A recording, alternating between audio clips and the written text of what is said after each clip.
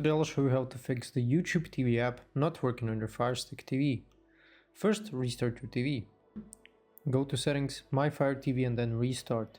This often resolves minor glitches. Next, clear the cache for YouTube TV. Go to Settings, Applications, Manage Installed Applications. Select YouTube TV, then click Clear Cache. Make sure your app is updated. Open the App Store and search for YouTube TV, and check if an update is available.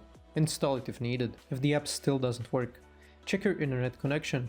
Go to Settings, then Network, and run a speed test to ensure your Fire Stick is connected and the speed is adequate for streaming. Finally, if none of these steps work, uninstall and reinstall YouTube TV. Go to Applications, select YouTube TV, and choose Uninstall. Then reinstall it from the App Store. If it's still not working, try contacting customer support. Thanks for watching. If this video was helpful, please like and subscribe to our channel for more tips and tutorials.